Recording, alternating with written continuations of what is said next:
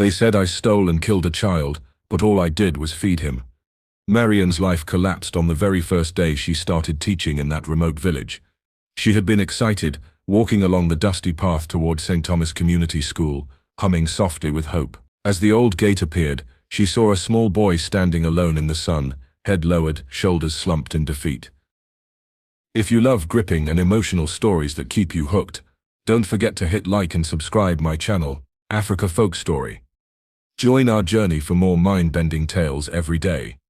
His uniform was shredded, hanging in tatters, stained with red dust that clung to his bony frame.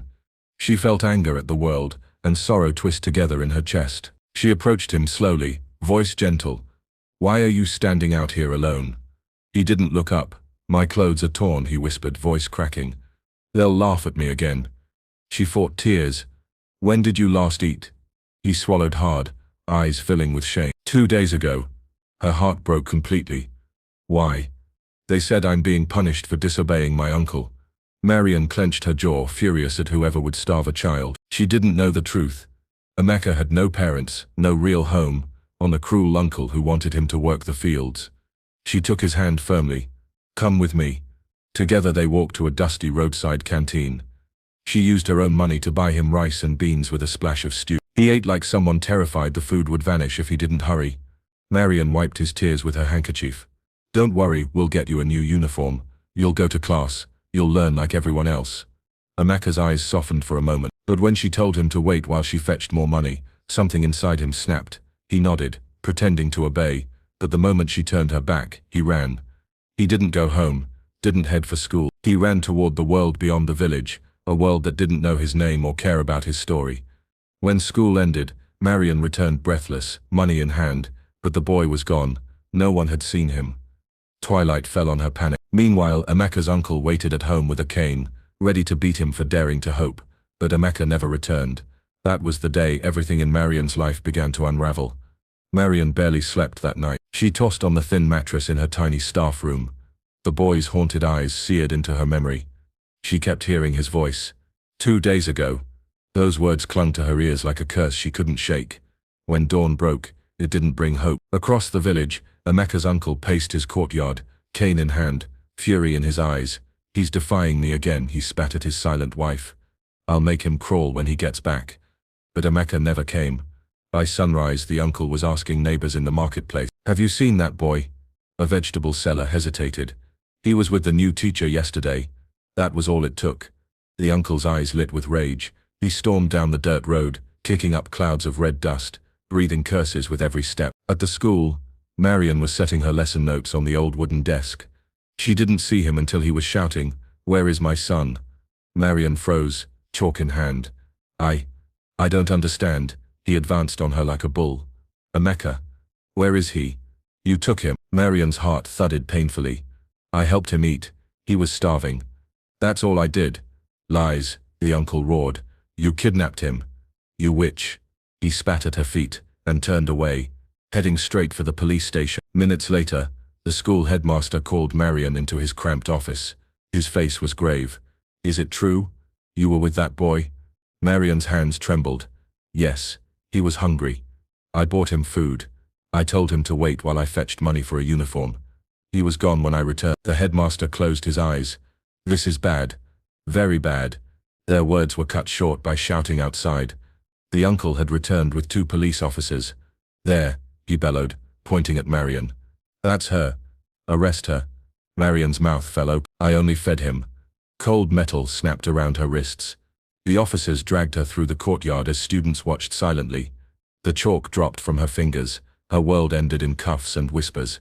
The police station was a suffocating box of cracked walls and stale air. They pushed Marian onto a hard bench. Questions flew at her like stones. "Where's the boy? Who's your accomplice? Are you a trafficker?" She sobbed until her voice broke. "I don't know. I just fed him."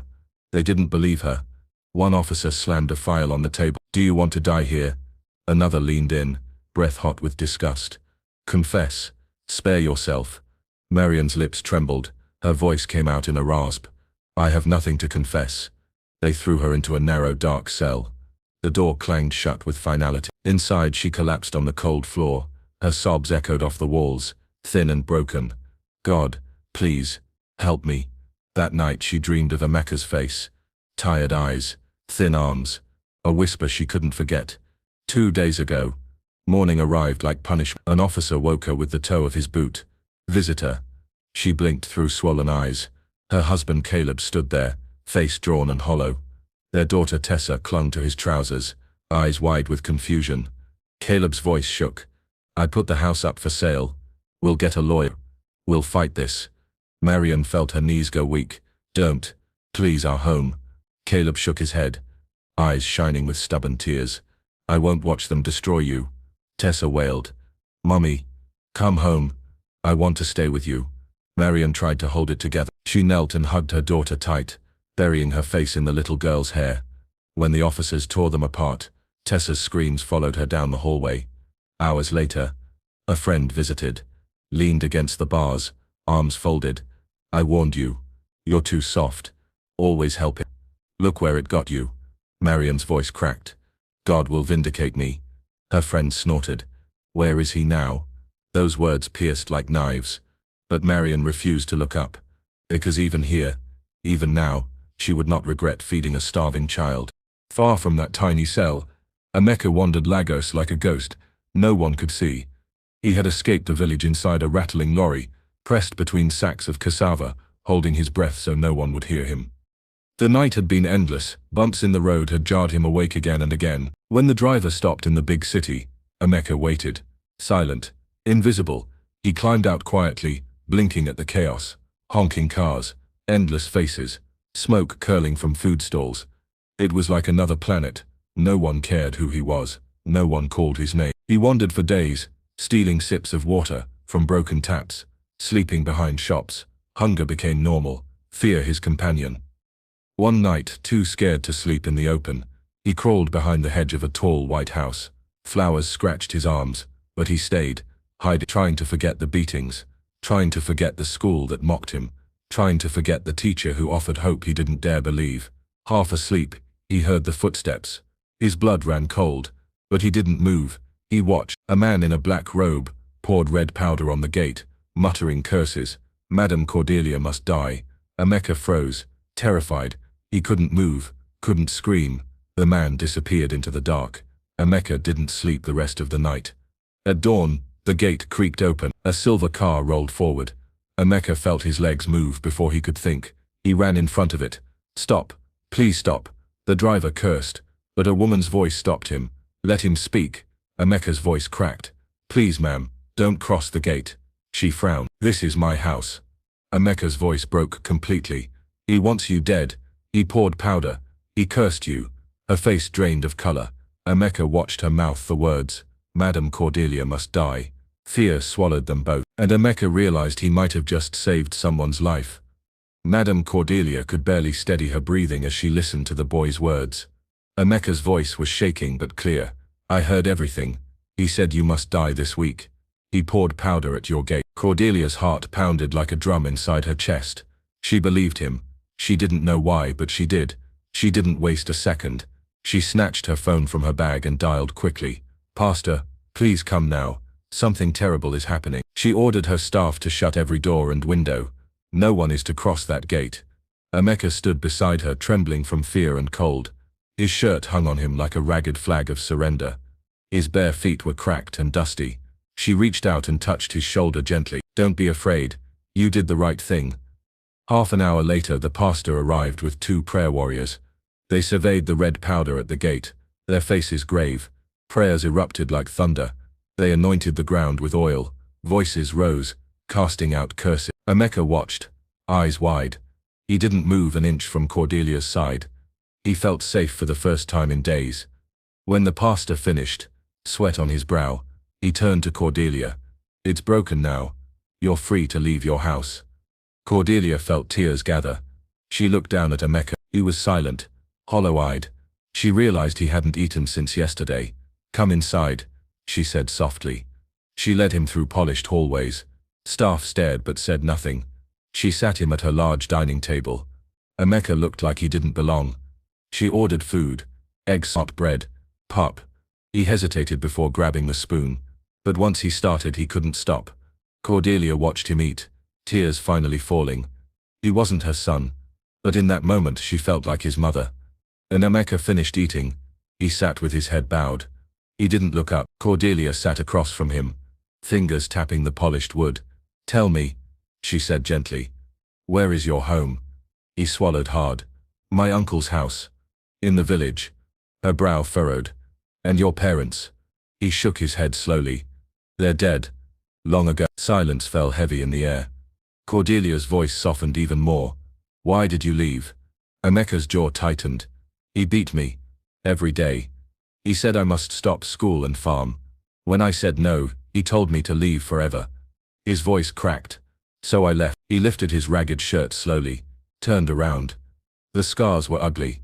Long, angry lines that had healed badly. Cordelia's eyes filled with tears. "Oh my God, who did this to you?" "My uncle," he whispered. She stood quickly and walked to him. She didn't know him, but she pulled him into her arms anyway. He tensed at first, then sagged against her, sobbing. "I have nowhere to go. I'll work. I'll clean. Just let me stay." Cordelia shook her head, voice firm. "No. You're not a servant. You're a child." Amecha sobbed harder. She stroked his hair. "You will stay here. As my son." He looked up, disbelief in his eyes. "Really?" She smiled through tears. "Yes. From today forward." That night she gave him new clothes. He bathed for the first time in weeks. A doctor was called to treat old wounds. Dinner was served on fine china. Amecha didn't speak much. He kept looking at her like she was a dream that might vanish. But Cordelia didn't vanish. She sat beside him until he fell asleep on the plush sofa, cheeks still wet with tears. Outside the city roared, but inside that house, a mother had just found her lost child. While Amecha finally slept in a warm room, Marian lay on the cold floor of her cell. She curled into herself, arms wrapped tight, as if she could keep the nightmare out. She prayed in whispers, "Lord, I did nothing wrong. Please help me." Days turned into weeks. The police kept questioning her. They hurled accusations. "Where is the boy? You sold him, didn't you? Who paid you?" Marian shook her head until her neck ached. "I don't know, I just gave him food." Her voice grew hoarse. They mocked her. A sergeant sneered, "You want to rot here forever?" Another slammed a chair. "Confess." But she wouldn't. "I did nothing wrong." At night she cried into the hard floor. Her husband Caleb sold their small home to pay lawyers. They moved into a single-room shack. Their daughter Tessa slept beside Caleb on the dirt floor crying for her mother.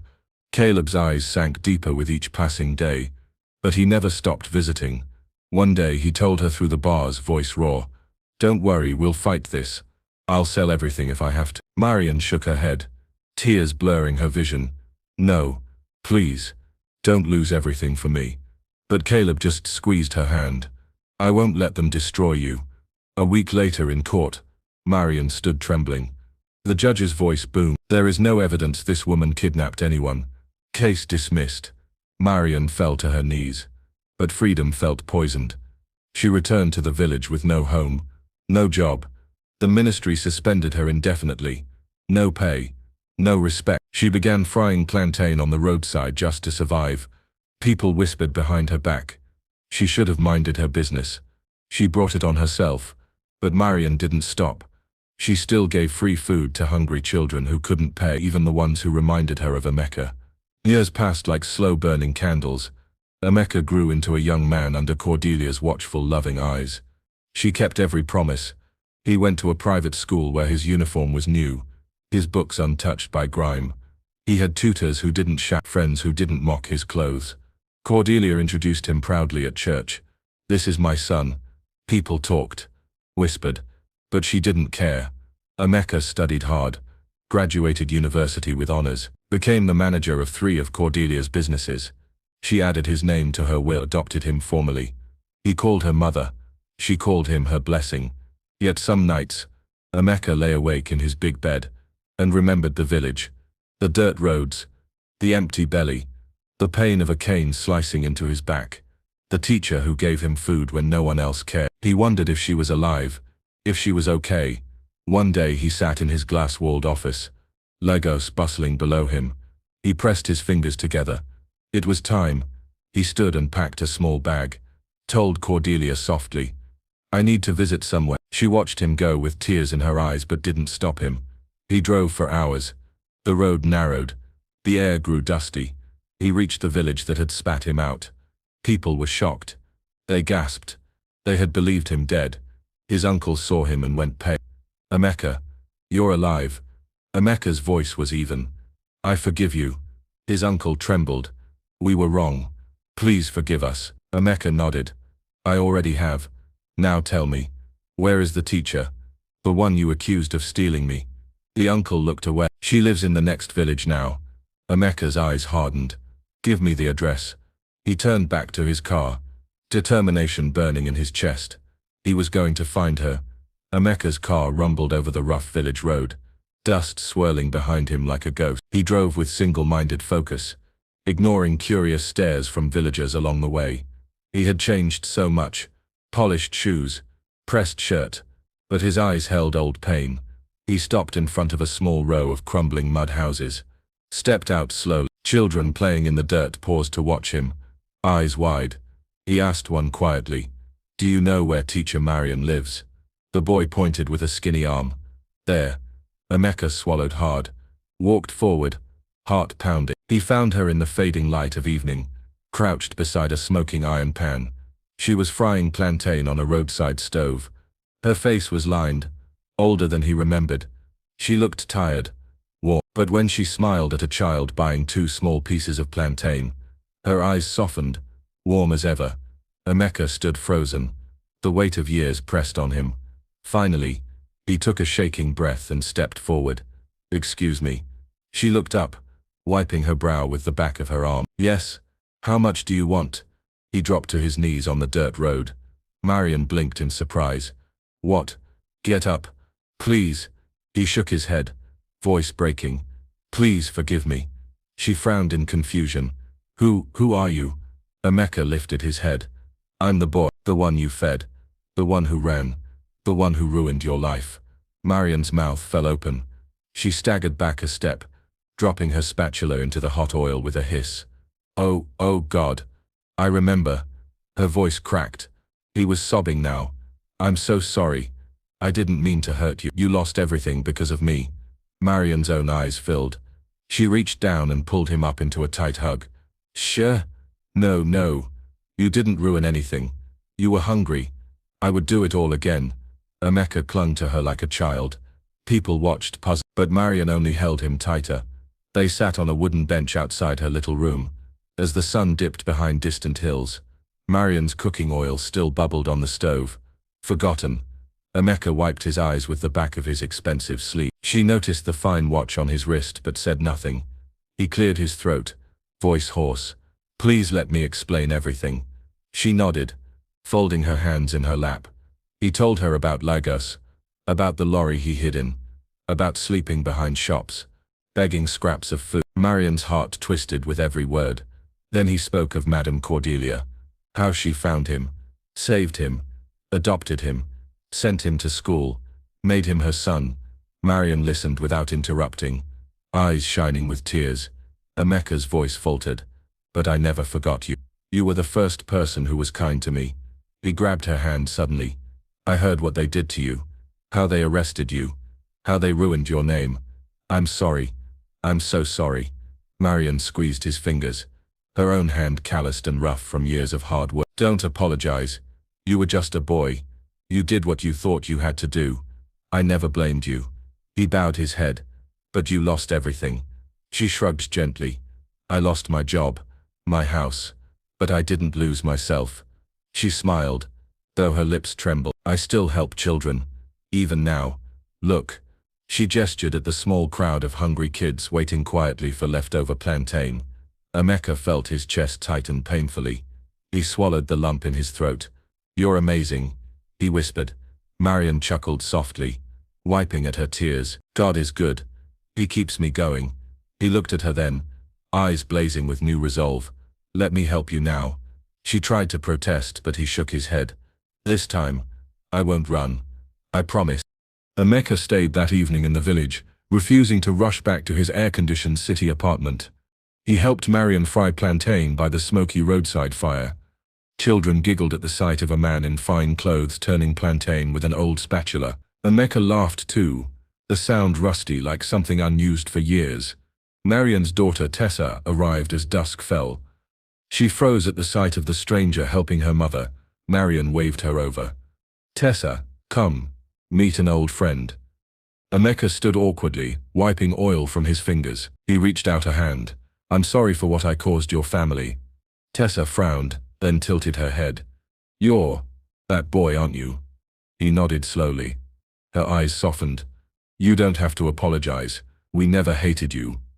Amecha's chest loosened a bit. Marian watched them, eyes shining.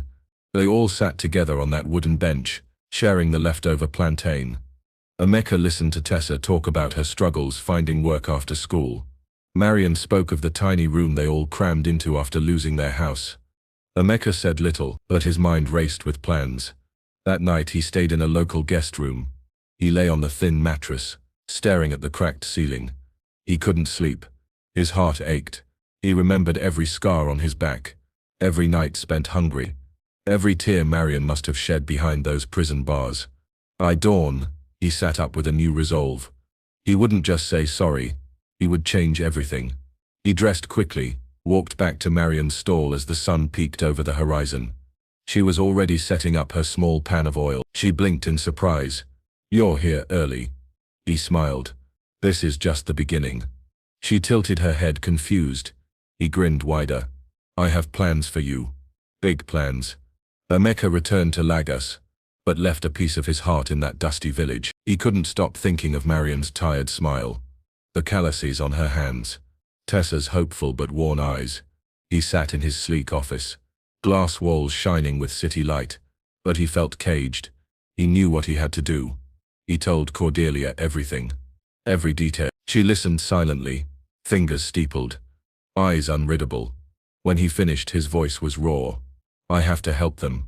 Cordelia finally spoke. Her voice was warm but firm. "Then we help them. Together. Your battles are my battles. Your debts are mine too." Amecha felt tears gather but blinked them away. Plans began immediately. Cordelia called her architect the next day. They pored over blueprints, debated colors. Amecha chose every detail with care. He remembered the cramped village school, the cracked blackboards, the empty desks. He refused to build anything half-hearted. He wanted something grand, something that would make Marian's eyes go wide. 5 months later, the project was complete. Amecha couldn't wait another day. He drove back to the village. Marian was there, frying plantain under the same old tarp. She laughed when she saw him. "Back so soon?" He didn't answer, just beckoned her to the car. She frowned. "Amecha, what is this?" He smiled, eyes wet. "Trust me, please." She relented. He helped her into the car, Tessa climbing in beside her. They drove in silence until they reached the new school compound. Paint still fresh, shiny gates, staff quarters, classrooms. Marian's eyes widened in disbelief. "Amecha, what is this?" He took her hands, voice shaking. "This is yours, your school, your home. For all the children you'll help." Tears fell freely on both their cheeks. Marian couldn't speak. Her mouth opened but no words came. She turned slowly, taking in the entire school compound. The rows of classrooms with clean windows, the staff quarters lined neatly to one side, a small garden with young flowers struggling to bloom. Amecha watched her with a trembling smile. He couldn't help it. His eyes brimmed with tears he refused to hide. Marian reached out and touched the door to the principal's quarters. Her fingers trembled. "Is this real?" she whispered. Amecha took a step closer. "It's yours. All of it. Your school. Your home." This man with fine clothes and polished shoes. This man who had once been a starving boy on the roadside. Amecha felt the weight of her gaze. He dropped to one knee in the red dust. "Please, Marian. Forgive me for everything you lost because of me." She let out a sob she had been holding in for years. "Amecha," she choked. "You were a child. You didn't owe me anything." But he shook his head fiercely. "I owe you everything. You fed me when I was no one. You saw me when I was invisible. I'll spend the rest of my life paying that debt." Marian sank to her knees too. She gathered him in her arms, For a long moment they just cried. Staff and villagers watched quietly from the gate, tears in many eyes. No one said a word, because they all felt it. This was more than an apology. This was redemption. The ribbon-cutting ceremony was small but beautiful. Children ran around the courtyard laughing, dressed in new uniforms. Marian picked herself. Tessa stood proudly beside her mother, smiling so wide her face hurt. Amecha clapped along with the others as Marian cut the right red ribbon with giant silver scissors. The small crowd cheered. Cordelia was there too. She wore her best head wrap, eyes shining as she watched Amecha beam with pride. Marian led them on a tour. Classrooms with bright murals, brand new desks and chairs. A small library stocked with donated books. Staff quarters with tiled floors and running water. The principal's suite had 2 bedrooms and a proper kitchen. Marian still touched everything like it might disappear if she blinked. Amecha stayed a step behind her, refusing to interrupt. But she kept turning back to smile at him, tears never far. After the tour, they gathered under the shade of an old baobab. Marian cleared her throat, voice shaking. I never dreamed of this. Not even once. When they took everything from me, I thought I'd die in that small room frying plantain forever. She wiped at her eyes and smiled at Amecha. But God saw me, and he used you to bless me. Amecha shook his head. No, he used you to bless me first. Cordelia dabbed her eyes with a handkerchief. She spoke up. Marian, you saved my son when no one else would. You fed him, and today you've given me back my family. Marian covered her mouth with one hand, trying to hold in a sob. Amecha just walked forward and hugged her tight. They stayed like that a long time while the village watched. Because everyone knew they were witnessing something holy. Because everyone knew they were witnessing something holy. Months later, St. Thomas Excellence Academy was the pride of the region. Parents brought their children from miles away, eager to enroll them. Marian wore simple Ankara dresses as principal, but she walked with her head high. Every morning she greeted her teachers by name. She inspected classrooms, corrected sloppy writing on the blackboards, and laughed with students during recess. Tessa managed the finances, eyes bright behind her reading glasses. She finally felt like she had a future. Amecha visited often. He never came empty-handed. Books, computers, uniforms. He sat in on planning meetings. He gave suggestions but never orders. Marian insisted on paying her staff well. She knew too well what it felt like to be humiliated by poverty. Word spread quickly. Parents loved the place. Children felt safe. They learned with joy. And outside the gate was a sign in bold letters. Everyone deserves a chance. One evening, Amecha stood at the edge of the playground. He watched children running, laughing, chasing a worn football. Marian came to stand beside him. She didn't say anything for a while. Finally she murmured, "You're not the boy I found hungry anymore." Amecha turned to her, eyes shining. "And you're not the teacher they called a witch anymore." She smiled, tears gathering, but refusing to fall.